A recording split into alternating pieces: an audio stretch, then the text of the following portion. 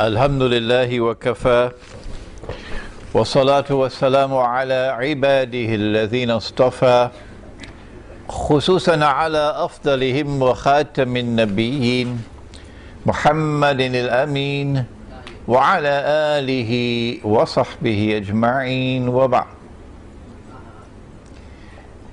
Brother Chairman, my dear student Shirazuddin Adam Shah, Professor Meera, brothers and sisters in Islam here at the International Islamic University in Gombak in Kuala Lumpur, Assalamu alaikum wa rahmatullahi wa barakatuh. A jigsaw puzzle is something that you were children once upon a time, weren't you? And you did play with jigsaw puzzles. A jigsaw puzzle is something in which you have lots of bits and pieces, each one with a little picture or part of a picture. And you have to use some measure of insight to put the pieces together. By studying each individual piece, and if you succeed in putting all the pieces together, then you will see the whole picture.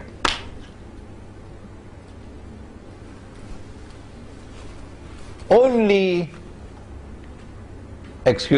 my opinion, and you are free to differ with me, is that only Islamic eschatology today can put the pieces together and give us the big picture, which explains events which have been mysteriously unfolding in the world and which are accelerating at this particular time, which can explain the coming economic crash, financial crash, monetary crash, concerning which Dr. Meera has done such a splendid job this morning. I'm jealous of him. I don't know how he can do it, and yet do it so simply and press all the buttons so beautifully to explain to you the crash that is coming and why it is coming. You know me, that for 15 years or more I have been saying that the US dollar is going to collapse. I've been saying more than that the US dollar must collapse. And I was not doing that because of economic or monetary analysis. I was doing that on the basis of my studies in eschatology. Eschatology, ilmu akhiru zaman, is so easy, but this big word is so difficult. Ilmu akhiru zaman, the study of the end time, the study of the end of history. How did I know that the US dollar must collapse, and with it that the US dollar, the US economy would crash? In 2004, in a lecture in Trinidad on Dajjal, which is all over YouTube, I used the words flying high. You're flying high now, but tomorrow the crash is coming. That was 7 years ago. And that when the crash comes, it's going to bring down the entire monetary system. It's going to bring down all the paper money in the world. This, you know, the stuff that we have in our pockets, the bogus, fraudulent, utterly haram paper money.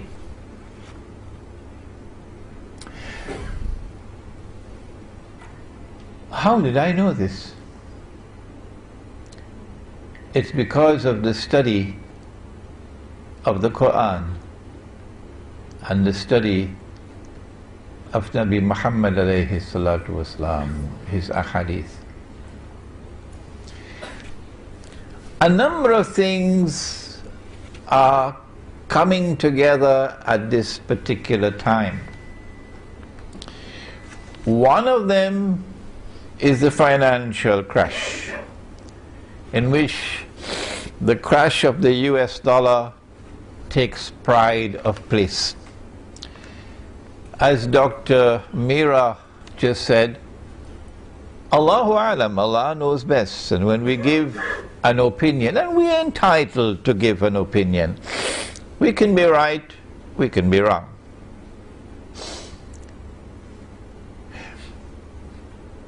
The US dollar is now in a place called ICU, in a hospital, intensive care unit. It has actually expired and is being kept alive artificially by this pump that they use. You see the chest going up and down. But the plug is soon going to be pulled, and then it will be pronounced dead. And the US government knows that very well. That if Israel attacks Iran, that's it. The link between oil and the dollar, as Dr. Meera just explained, if the price of oil shoots up, the implication is that the US dollar is heading down. And they know that an attack on Iran is going to be the final nail in the coffin for the US dollar. That's why the United States does not want Iran to be attacked, my opinion. But Israel wants to attack Iran. Among the reasons is to bring about the collapse of the US dollar. If the US dollar collapses, then automatically the US economy will crash. Remember, this is the international currency. In the same way that its predecessor, the sterling pound, when we were children at school, was the international currency. Today the US dollar is the international currency. There is going to be such massive financial loss in the United States in particular. White America losing most of its wealth, and black America doesn't have much. They got peanuts. That you can close your eyes and anticipate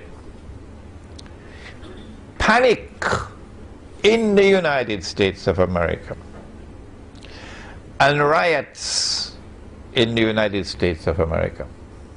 They might have to declare martial law in the United States. But more than that, the collapse of the US dollar, since this is the international currency, and for that you'll have to study the Bretton Woods Accord, which they don't teach in Al-Azhar University, incidentally, and they don't teach in the Darul Uloom, so your Mufti, I'm sorry, doesn't know the subject. It's going to create panic in the weak currency areas of the world. You know, the world is divided into two kinds of haram paper money. One is called the hard currency area, and I was giving a talk in an international conference in Brunei in September, and I made a joke and nobody laughed.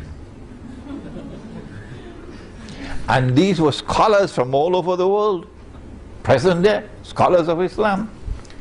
I said that they have a special chemical and they dip their paper in the chemical and it comes out as hard currency. Nobody laughed. And I said, we don't have the secret chemical. So when we dip our paper into the solution, it doesn't come out as hard currency. So their hard currency is in demand all over the world. Wish we could get that chemical, eh? And ours, you take a whole basket full of Bangladeshi taka to Manhattan, you can't even buy a cup of coffee. And our galaxy of Islamic scholars sitting there, nobody laughed. I think they were still studying, what chemical is he talking about? It's so sad when you make a joke and nobody laughs. So we're talking about the people who don't have the chemical. The Indonesian rupiah, the Bangladeshi taka, the Pakistani rupee. There's going to be panic as people struggle and rush to dump their paper because the price of bread is climbing every hour. Runaway inflation. Mm-hmm. We are now on the brink of momentous and indeed monstrously evil change in the world as never before, ever before experienced in human history. And where are the scholars of Islam who are arguing with us? What is his Aqidah? Where did he get his ijazah? Is he a Sufi? And yet these are our brothers. And they are our brothers, and we do not speak disrespectfully of them. Who would declare of us, don't listen to Imran Hussein, who for 15 years now was able to see that this is coming. They still can't see that it is coming. They cannot understand the Arab Spring, that it is preparatory to the Arab slaughter. A number of things are taking place at the same time now. And I want to introduce you to some of these pieces of the jigsaw puzzle, so we can try to put them together. I don't have to repeat what Dr. Mira has I don't know how he did it, so brilliantly put all those pieces of the economic and monetary jigsaw puzzle together. But I have to expand on what he just gave to us. Additional to the economic and financial and monetary crisis of the moment, there's something else happening since 9/11. A proliferation of wars in different parts of the world, mostly the world of Islam. And if you notice something, in nearly all of these wars, or in fact in all of these wars, it is Uncle Sam. It is Uncle Sam who has to send his troops most of all. The American military is involved up to its throat. Yes, there is help from NATO, from the rest of NATO. And there is a pocket of presence, support from Japan and from Australia and from other places, but that's token support. But the brunt of the fighting is being done by the American military.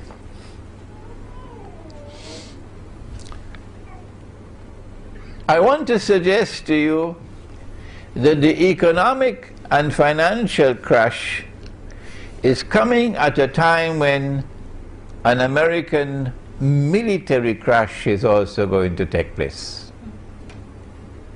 it's not just the US dollar that's going to crumble. No. That the United States has been led by its nose to a trap where it will overextend itself. And the one that is leading the United States, I hope they're listening to me in the American Armed Forces, the one who is leading the United States to a military trap are the Zionists who control the US Congress and the State of Israel. If Iran, there's a lecture I delivered maybe 1 week ago in Tamantun, Dr. Ismail, which is on YouTube, implications of a Zionist-Israeli attack on Iran, in which I have explained the subject in much greater detail, and we can mention here today that as soon as Israel attacks Iran, and I am anticipating that Israel would not want to deliver a knockout blow to Iran, because Israel wants Iran to remain strong. Why? Because Israel knows that Iran is going to respond by attacking the American troops in Iraq, where Iran has the advantage of geographical position. And Iran has a second advantage of the majority of the population of Iraq will be supporting Iran, because they are Shia. And even the Sunni in Iraq would want to use this opportunity to deliver the death blow to the United States in particular, and to NATO in Iraq. And so the implication of an Israeli attack on Iran is that the United States is going to be back to the wall in Iraq, fighting for survival. I have also suggested, and remember, I can make mistakes, and I have made mistakes in the past. I am anticipating that Iran will also attack and take Bahrain, which should not be easy for them. It should not be difficult for them.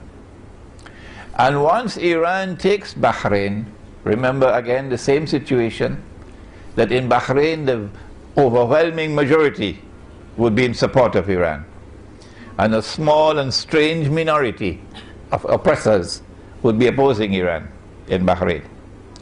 So Iran will have the majority population of Bahrain on its side, because they're mostly Shia.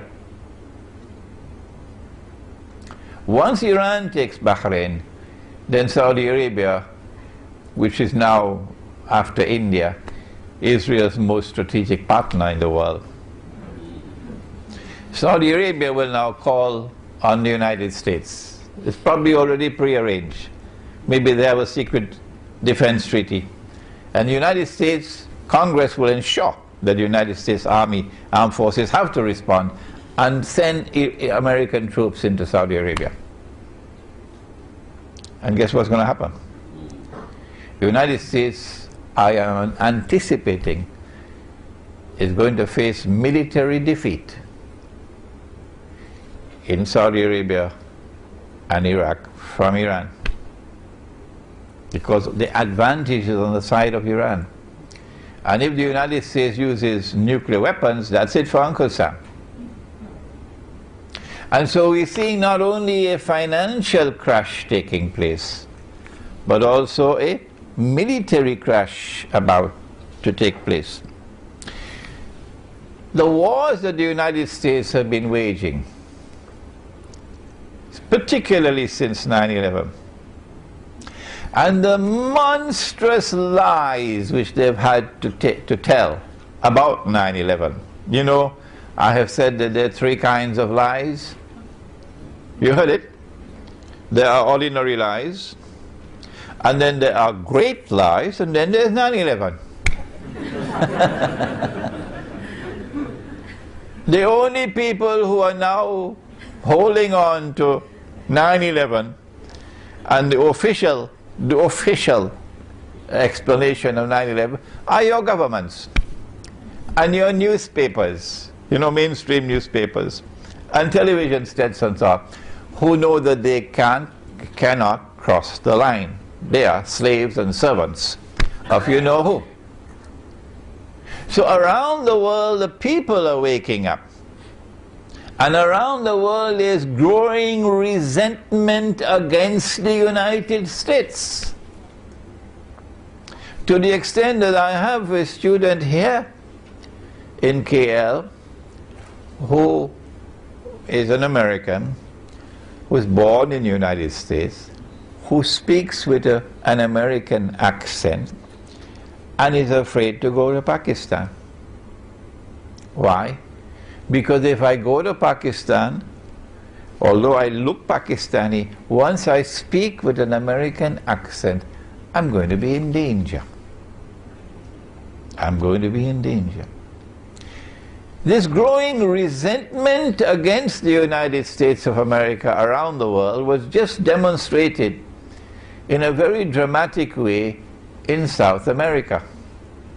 A few days ago, the heads of state of all the South American and Caribbean countries, including my own Trinidad and Tobago, met in a summit conference in Caracas to create a new organization that would replace the OAS, or the Organization of American States. The OAS, or the Organization of American States, includes Uncle Sam and includes Canada. But guess what? The new organization is called CILAC, Community of Caribbean and Latin American Countries. They held their inaugural conference in Caracas a few days ago. And the United States and Canada are not invited to be part of this organization. Hugo Chavez announced, this is the end of the Monroe Doctrine. I'm not going to tell you what is the Monroe Doctrine. Take a note of it, and when you go home, check it out on Google.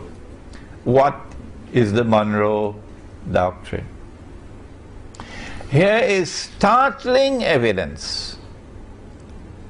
The creation of this rival organization called CILAC to replace the Organization of American States in such a strategically important part of the world. Evidence of the declining status of the United States of America in the world. Growing hatred, growing resentment is also leading to isolation. There's more hatred coming. Let me explain, so we can see the pieces coming together.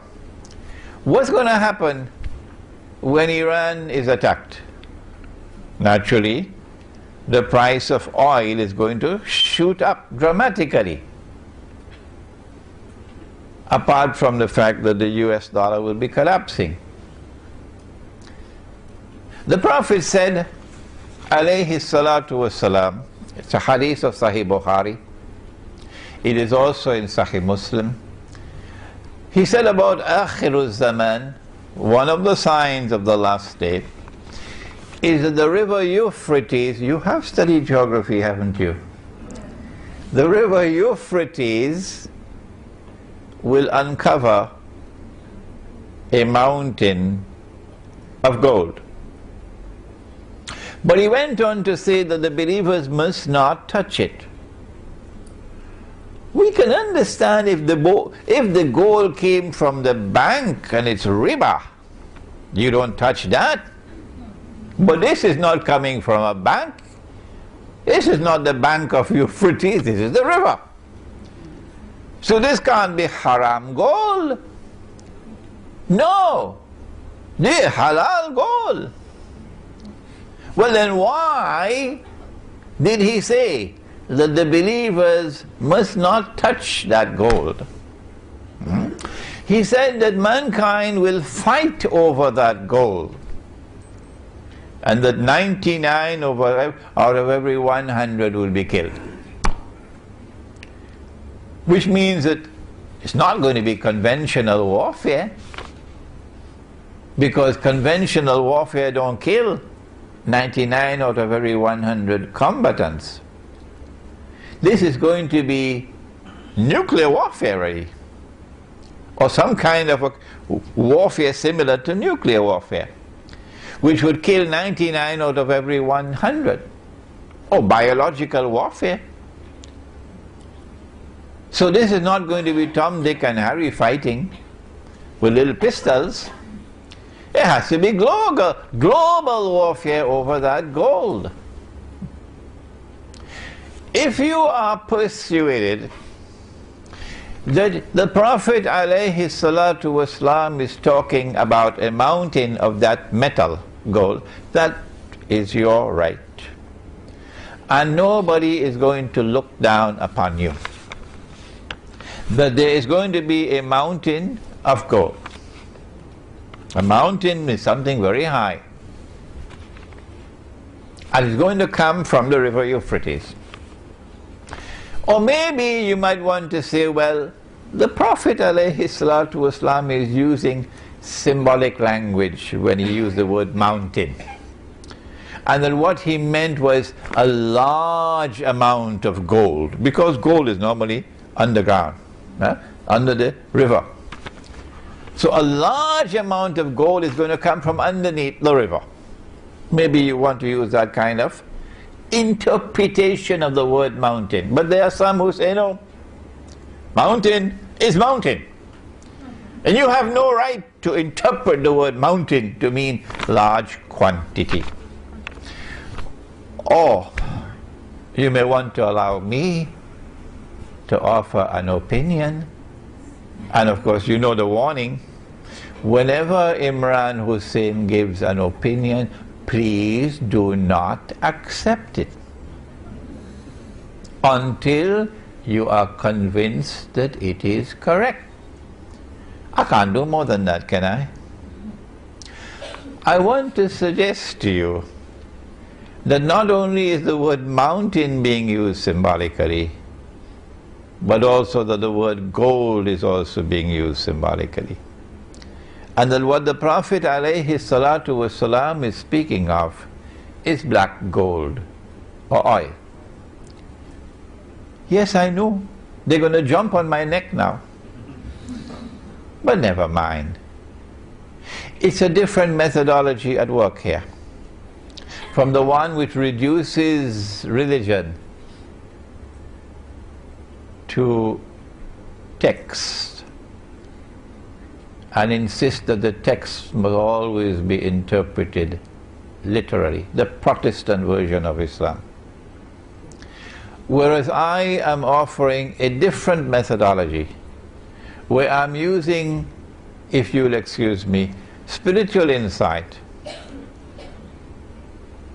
to try to put the pieces together to make a meaningful whole.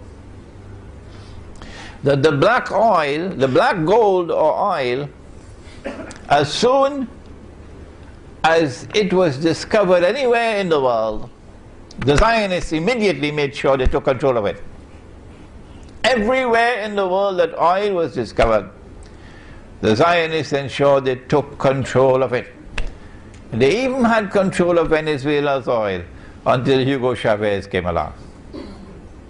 They even had control of Iran's oil.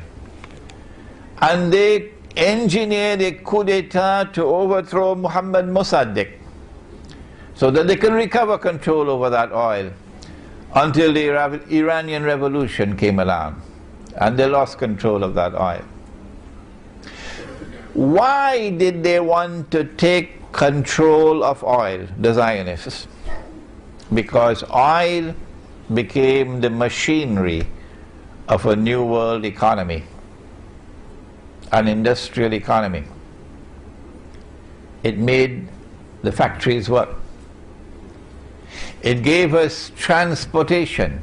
You are now hooked onto oil for transportation. You are now hooked hooked onto oil and to fertilizers for agriculture. You are hooked onto oil for industrial manufacturing. You can't do without oil. And the day that you don't have oil, you're going to have riots. So guess what's going to happen now when Israel attacks Iran? That's why he said the believers should not touch it. Meaning, do not allow yourself to become dependent on that oil, because it's a trap. I remember an engineer in Lahore in Pakistan. He's passed away now, may Allah have His mercy on his soul, who established an engineering company in Lahore, British trained engineer. And he said to me, all that we wanted to do was to explore the use of solar energy for running fans, for fans to operate. Pakistan is a hot country. And if we could succeed in using solar energy for fans, we would cut the import bill on oil for Pakistan. So every home has fans. And he says, as soon as my company went to work on this project, the World Bank and the IMF sprang into action and came down on the government of Pakistan to force our company to abandon this project. Meaning, they did not want us to escape from the trap of dependence on oil. And so now the trap is about to be sprung. Escalating prices of oil as soon as Iran is attacked. And Iran is a major producer of oil, but in addition to that, Iran sits in control of the Straits of Hormuz. The Persian Gulf, all the oil tankers have to pass there. Straits of Hormuz is very narrow. On one side is Iran, on the other side is Oman. And Iran can close the Straits of Hormuz. And so we'll have a dramatic and monumental increase in the price of oil. And that's going to break the back of many people around the world. Because the price of oil increasing means the price of food increasing. Do you understand? Are you seeing the picture? The price of food increasing, the price of transport increasing, the price of manufactured goods increasing, cost of living rising and rising and rising. And when people cannot afford, because of the increasing price, they're going to blame Uncle Sam, because he's the one who's been waging all these wars for the last 10 years. And Israel will take a little bit of the flak, but the media will ensure that the major blame goes on the United States. And so I am suggesting to you that when the Prophet said, sallallahu ta'ala alayhi wasallam, the believers should not touch that gold, it doesn't make sense that he's talking about the metal. Why should we not touch the metal, which is halal? I'm suggesting to you, and you do not have to accept my opinion, once again, that this is a different methodology at work from that one, or the Protestant Islam, in which we interpret the text as religious symbolism, and we say it's black gold. Why are these pieces coming together at this time? And we can go on to many other things. We want to suggest to you that which puts all the pieces of the jigsaw together to give you the big picture, the Islamic eschatology, is saying to us that the time has come for the United States of America to be replaced as the ruling state in the world. And for those young students who we have here today, and there's so many of them, let us explain what is a ruling state. To rule the world as a ruling state does not mean that you have to rule every square inch of downtown Chicago and Jakarta. No! A ruling state, when we use the term, is a state whose power and dominance in the world cannot be challenged by any rival or combination of rivals. In this sense of the word, the holy state of Israel, established by Nabi Dawood alayhi salam, the Prophet David, and Nabi Sulaiman alayhi salam, the Prophet Solomon, was a ruling state in the world. And Nabi Sulaiman alayhi salam made the dua which is in the Quran, that Allah may grant that no state in history could ever rival this state, the holy state of Israel. And so came the status of a ruling state. You know about Jerusalem in the Quran, I forgot it over there, it's at the back. Jerusalem in the Quran, we explain the hadith of the Prophet ﷺ about three ruling states. Three ruling states created by Dajjal in his three stages of his mission. Before Dajjal will emerge in this world of space and time as a human being. He would be a Jew. He would be a young man. He would be powerfully built. He would have curly hair. And from Jerusalem he's going to declare, I am the Messiah. And all the Zionists, the Christian Zionists and the Jewish Zionists and their followers, would say, yes, he is the Messiah. But you and I know that would be a lie. He is someone who has been created and programmed to impersonate the Messiah. And you and I know that the Messiah is the son of Mary, Nabi Isa alayhi salam, the Prophet Jesus. He would be Dajjal, the false Messiah.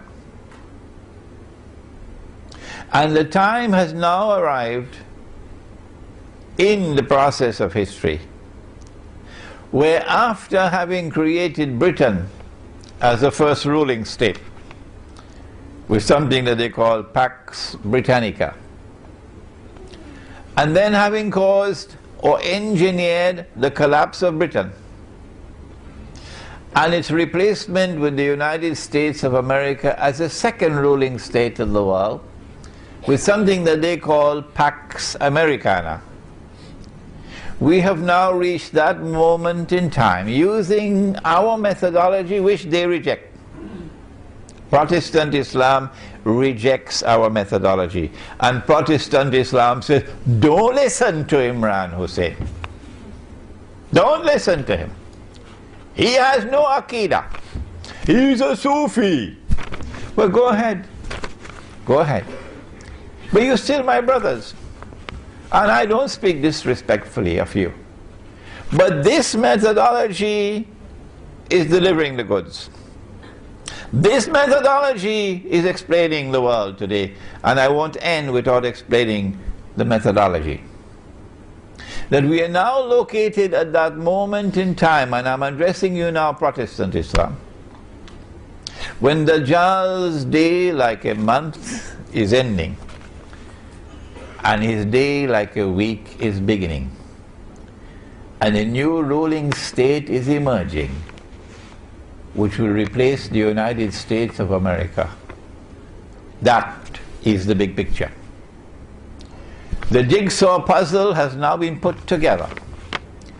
Israel wants to replace the United States of America as the third and last ruling state in the world. You have never said that, Protestant Islam. We are saying it. And guess what?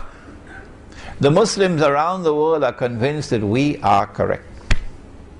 And we thank Allah who gave us the insight to be able to see the big picture through Islamic eschatology.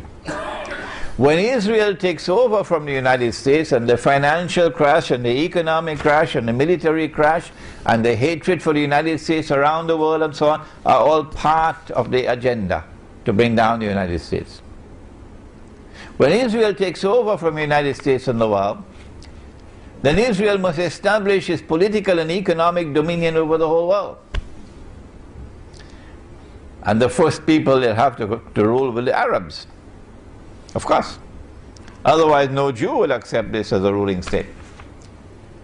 And so the Arab Spring has come at this time to facilitate the wars that Israel will have to wage in order to subdue the Arab world and establish an Israeli political and economic dominion over the Arab world.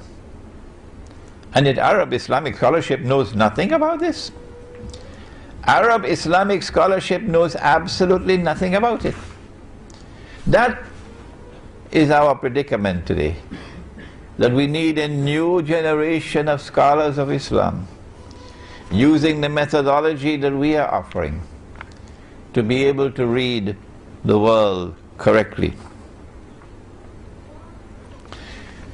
It is at this time that we have to ask, why is it that Protestant Islam has emerged at this time with an insistence that religion is based on texts, that your hands have to be here and not here, and that your feet have to be like this and not like this, and that your pants or your pajama must reach here and not there? I'm still using respectful language. You should have heard my teacher, Maulana Fadlur Rahman Ansari, rahimahullah. He thundered at them 40 years ago. He gave them, he blasted them left, right and center. But Imran doesn't have his thunder. My teacher of blessed memory, Maulana Fadlur Rahman Ansari, rahimahullah. This Salafi version of the faith, and remember Salafis, you are my brothers, and I am not picking up boxing gloves against you. This is an academic, an intellectual discourse. We differ. Why can't we differ? Why can't we exchange views without hatred for each other? Why? You are my brothers, but that does not mean that you are immune from my offering a valid criticism of a methodology which is incapable of recognizing why the financial crash is taking place now, why the economic crash is taking place now, whereas our methodology is explaining why it is taking place now. And there's something else which is happening at this time. The pieces are coming together. We have a group called the Tabligh Jamaat, who have fanned out around the world. And they are beautiful brothers. Oh yes. When you see the way they live, you see how they are regular in their salat, they dress in a particular way, they're conforming with the sunnah, you say, MashaAllah, MashaAllah. I don't think we can fit Tabligh Jamaat in the blue jeans Jamaat, can we? You know the blue jeans Jamaat. But why is it that at this particular time, when we face a challenge different from any that we have ever faced before, that we should now have this Protestant version of Islam with that epistemology and with this gathering of large numbers of people, 500,000 ijtima in downtown Chicago? Dajjal is not bothered at all about that. Why? They show no concern whatsoever. They show, Tabligh Jamaat shows absolutely no concern whatsoever with Islamic eschatology that would explain the reality of the world today and which would anticipate the events which are unfolding today and tomorrow.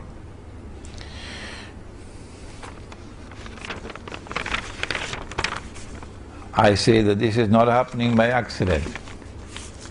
And it is time for us to deliver a wake-up call, lovingly of course, not with boxing gloves, to all those who are members of the Tabligh Jamaat, the only Jamaat in the world, incidentally, which has closed the doors of the masjid to me wherever in the world I have gone. I cannot go into a masjid controlled by Tabligh Jamaat to teach them that which they do not know.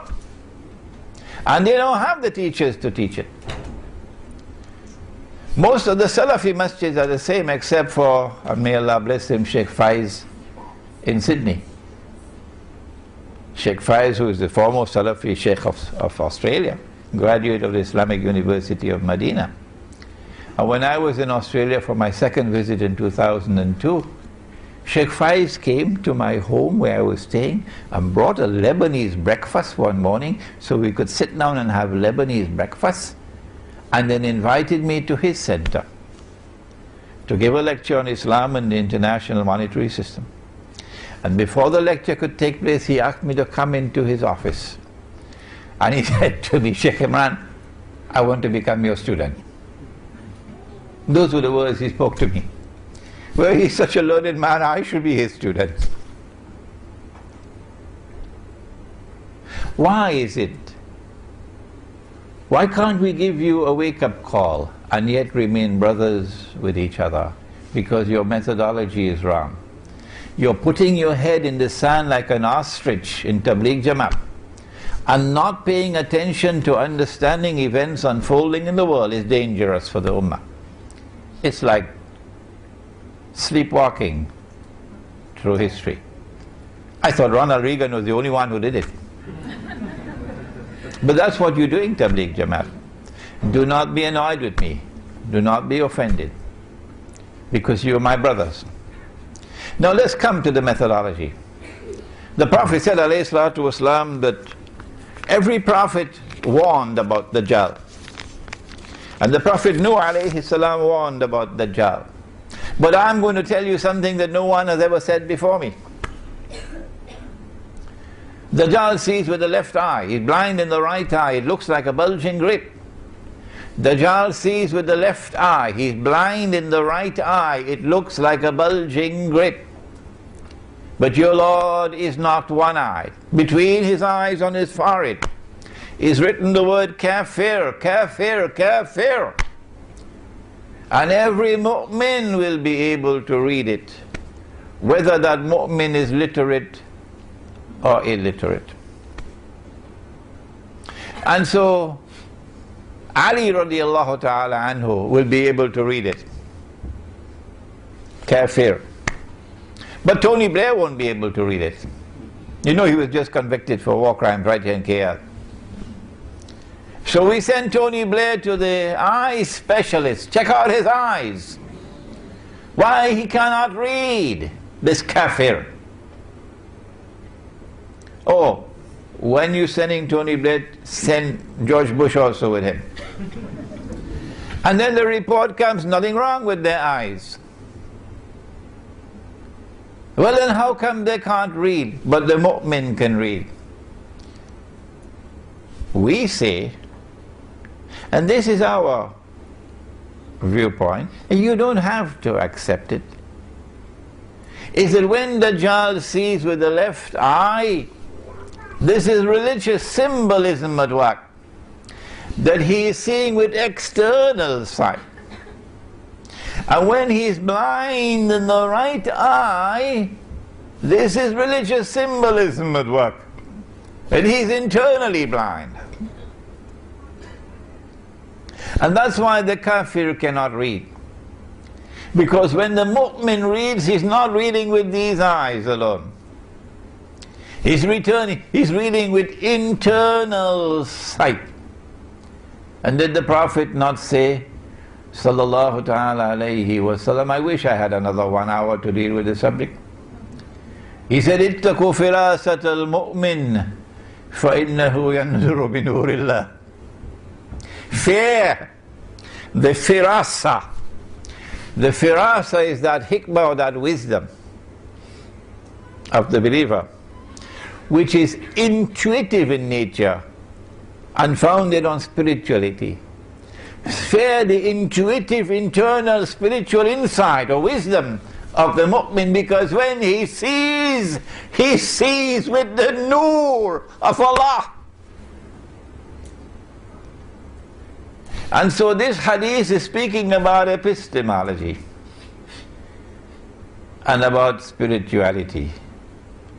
The absolute imperative of pursuing the spiritual quest, so that you'll have internal nur with which to see, and so that you have a chance of walking in the path of Khidr alayhi salam.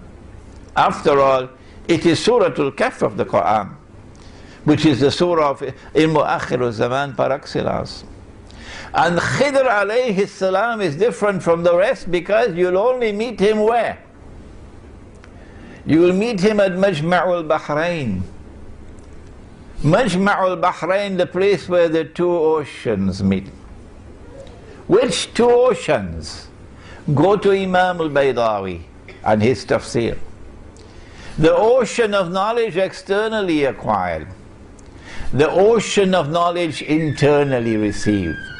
When these two oceans of knowledge come together, as they did in my teacher of blessed memory, Maulana Dr. Fadlur Rahman Ansari, rahimahullah, when these two oceans come together in an individual, in a scholar, and are harmoniously integrated, only then do you have the scholar who can take all the pieces together and solve the jigsaw puzzle and deliver to you the big picture. And so today we address them, Protestant Islam, and we ask you to take another look at epistemology and at spirituality, the methodology that we are offering. ربنا تقبل منا إنك أنت السميع العليم وتب علينا يا مولانا إنك أنت التواب الرحيم برحمتك يا أرحم الراحمين آمين.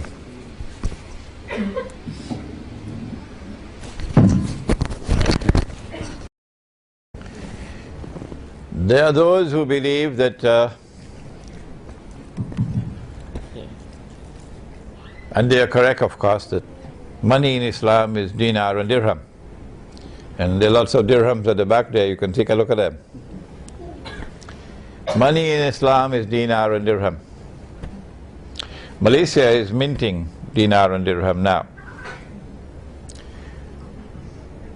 However, dinar and dirham are still prohibited in this country as legal tender. I understand that Bank Negara is tolerating it because they are interpreting it as barter. Barter. So dinar and dirham is not money, it's a commodity being bartered.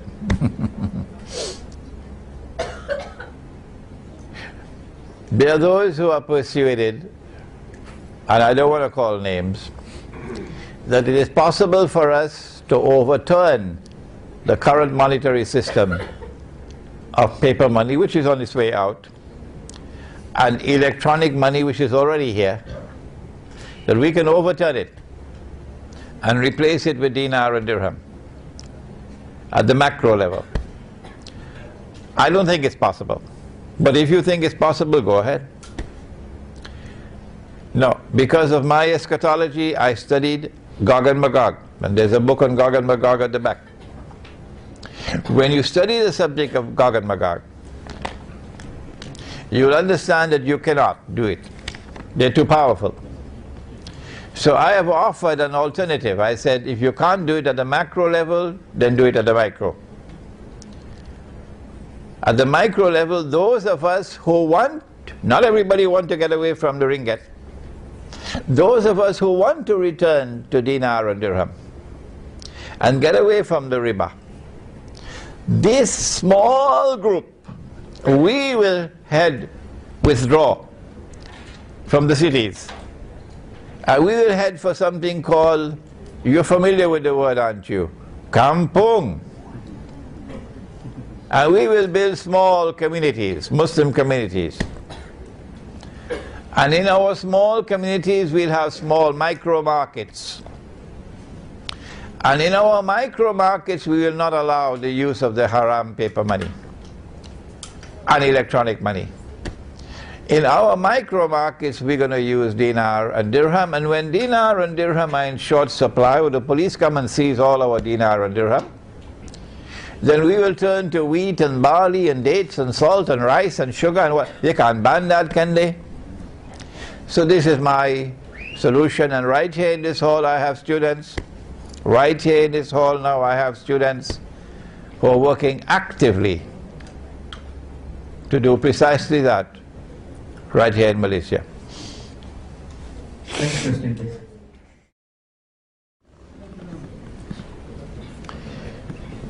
It is my opinion that the Arabs are being set up to be slaughtered. Israel has already decided that Israel has to wage big wars to subdue the Arabs. And these wars may include biological warfare, because the Prophet ﷺ prophesied that the Arabs are going to be wiped out by plague. Swine flu, taste of things to come. But Israel does not want to wage her big wars and appear naked before the world as an aggressor, because they want Pax Judaica to look good.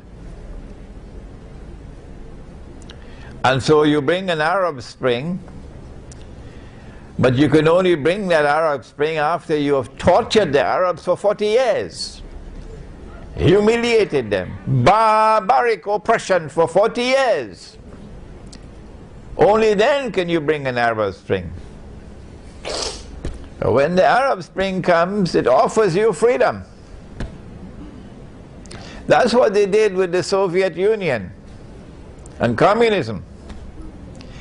In order for the United States and Western Europe to look good, they had to engineer a Bolshevik revolution that brought into being communism. And they had to then demonize communism as a prison where people had no freedom. They had to do that to offer a contrast. We are the free world. What nonsense. We have the free market. What rubbish. Which free market? But we swallowed the garbage, didn't we? This is the free world. And this is free trade, and this is the free market, and all that rubbish and garbage. Why? Because they created communism to use that as the bogeyman. And after they had finished that job, then they demolished communism. We don't need it anymore. Similarly, they did that with the Arabs for 40 years, so that they could come with the Arab Spring. You could not have an Arab Spring without those 40 years of torture and oppression. If you had a beard and you land in Egypt as an Egyptian, you're in trouble. Tunisians couldn't go to the masjid. Women couldn't be in hijab.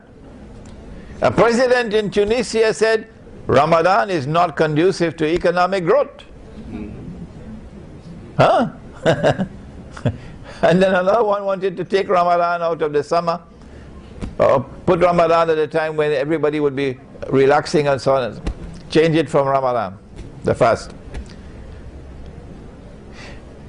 The Arab Spring is meant to bring about elections, democracy, so-called freedom. And in these elections you could close your eyes if you understand Islamic eschatology. The Islamic parties have to win. They have to have landslides. How did I know this? I said it months ago. I don't have an angel whispering into my ear. I don't have a jinn. All the jinn are in Washington. I'm not a prophet. How did I know that the Islamic parties are going to win the elections, in the Arab elections? It's because of Islamic eschatology, you dum-dum. Why don't you study it? But you cannot study Islamic eschatology unless you use this methodology. Majma'ul Bahrain. When the Islamic parties win the elections and form government, number one, you have to bring Sharia. Number two, you have to support the Palestinians. And on both fronts they have time bombs waiting to explode. And then the Islamic parties and governments are going to be declared terrorists. And then Israel will be able to wage her wars while claiming to the world, we're only defending ourselves from terrorists. Are we saving mankind from the menace of Islam? That's why. What can you do? You can start in the Arab world by creating a new generation of scholars of Islam who have the capacity to study and deliver Islamic eschatology, that you'll understand the reality that you're facing in the world today. Unless you understand that reality, you cannot respond to it. Yes, I believe that there are going to be more of these monstrous acts of terrorism, that the Israeli Mossad will engineer and the CIA, and then they put the blame on us. Yes, I believe it's going to be coming. In addition to the very valid point made about monetary matters, Islamic banking is also fraudulent on another front. Nabi Muhammad ﷺ would sometime buy goods and he would not have the money to pay for it. So the shopkeeper would give him time to pay. When you buy and you're given time to pay, this is called a credit transaction. Credit transaction. So a credit transaction is halal in Islam. But there is no evidence that the shopkeeper was allowed to raise his price because he had to wait for his money. And so credit price and cash price had to be the same. If credit price is higher than cash price, higher purchase, or murabaha. If credit price is higher than cash price, the difference between the two would be because of time. That money can increase over time. If you believe that money can increase over time, you are misguided, dangerously misguided. Because Allah says no, money cannot increase over time. That transaction is invalid. That is riba. But the Islamic banks, now they are beginning to understand that the tide is turning against them. So now they're back to the wall. But their so-called murabaha is not halal at all. It's actually riba through the back door. What is Protestant Islam? Let me repeat. A religion, a conception of religion, which came in the European world, which gave to itself the name Protestantism when it broke away from the Roman Catholic Church, and which insisted that religion was based on texts, T-E-X-T-S, and that the texts must be understood literally. This methodology of Protestant Islam, this methodology came to the Muslim world.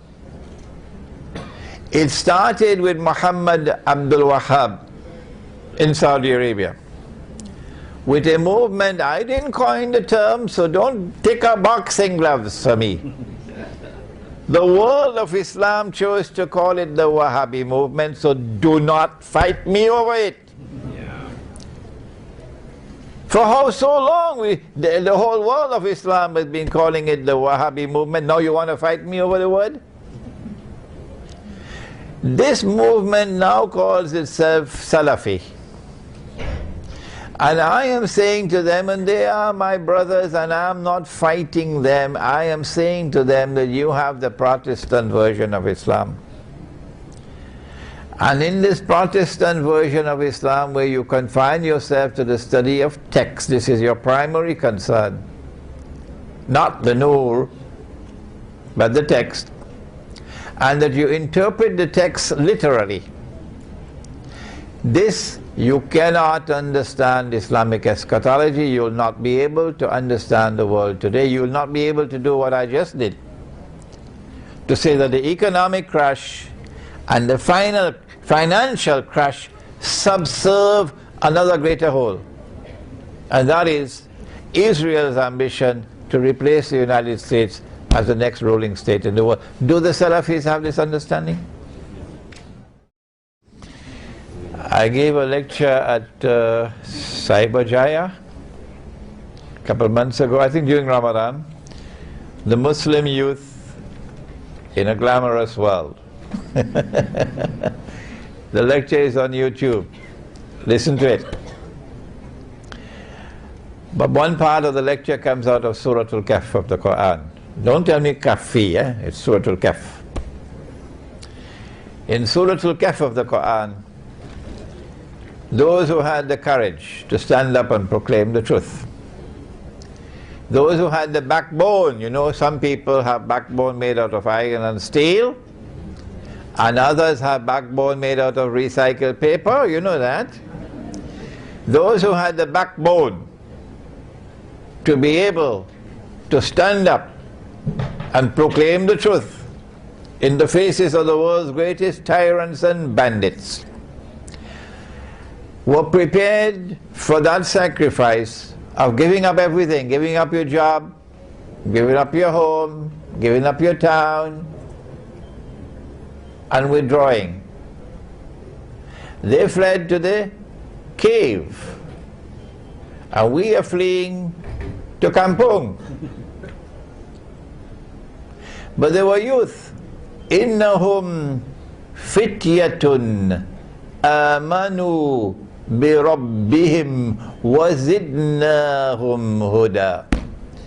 So the nicest message of all today is the message for the youth. That you are the ones, not the elders, you are the ones who are going to take the flag of Islam. And you are the ones who are going to take the flag of Islam to victory tomorrow. So you have to study the Quran, and in particular you have to study Surah Al-Kahf. And I have at the back 3 books of Surah Al-Kahf. It's a quartet. The first one is Surah Al-Kahf, the tafsir, the explanation. That's at the back. The second one is Surah Al-Kahf in the modern age, which is the ta'wil, the interpretation. That's at the back. The third one is Gog and Magog, an Islamic view of Gog and Magog in the modern world. That comes out of Surah Al-Kahfi. And if you send me less emails, I'll be able to write the 4th one. An Islamic view of Dajjal, the false Messiah.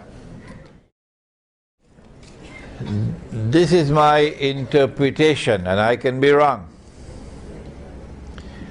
I said that when Nabi Ibrahim alayhi salam saw in a vision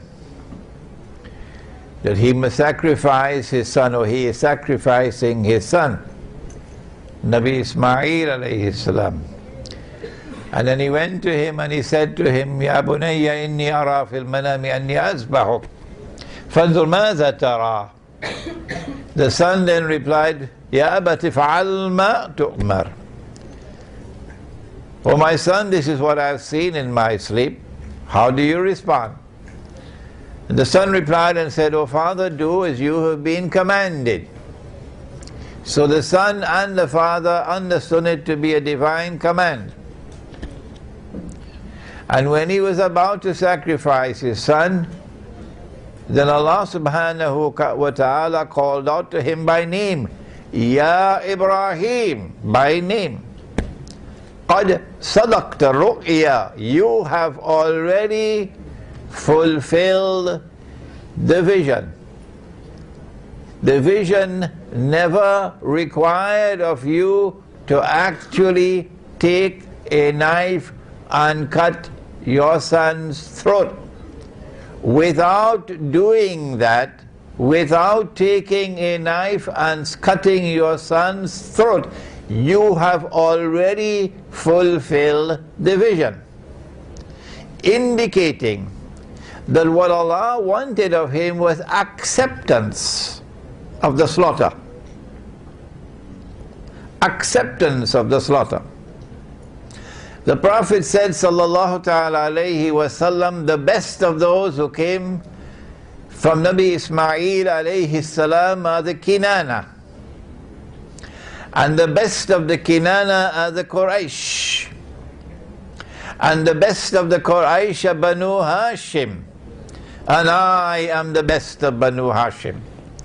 Indicating a straight line from Nabi Ismail alayhi salam to the Arabs.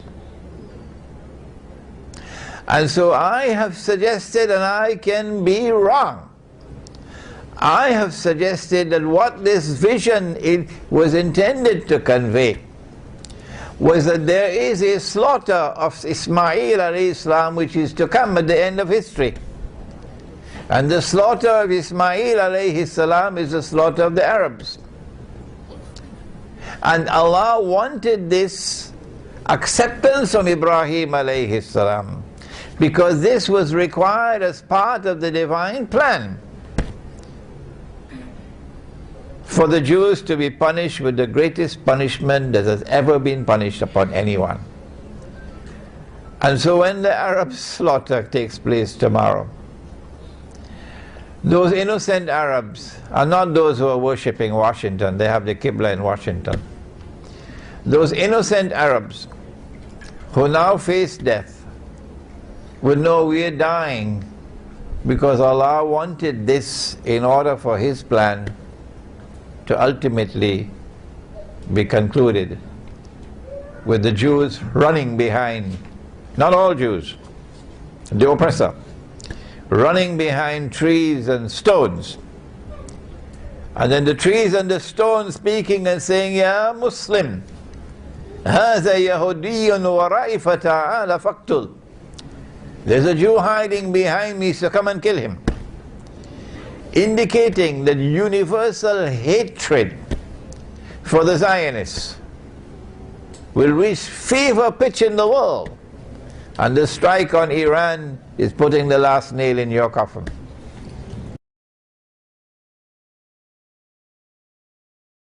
إلهي لست للفردوس أعلى ولا أقوى على نار الجحيم الله فهب لي التوبة واغفر ذنوبي فإنك غافر الذنب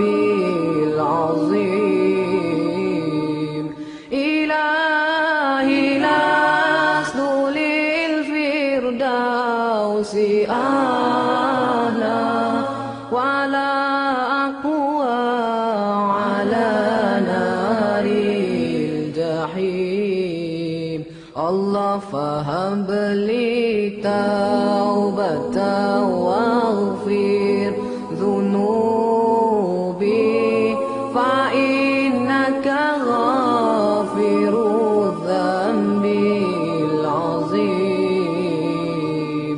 Tuhanku aku tidak layak untuk syurgamu tetapi aku tidak pula sanggup menanggung siksa nerakamu dari itu kurniakanlah ampunan kepadaku ampunkanlah dosaku sesungguhnya engkaulah pengampun dosa-dosa besar Tuhanku aku tidak layak untuk syurgamu tetapi aku tidak pula sanggup menanggung siksa nerakamu. Dari itu kurniakanlah ampunan kepadaku, ampunkanlah dosaku. Sesungguhnya Engkaulah pengampun dosa-dosa besar. Ilahi lastulil firdausi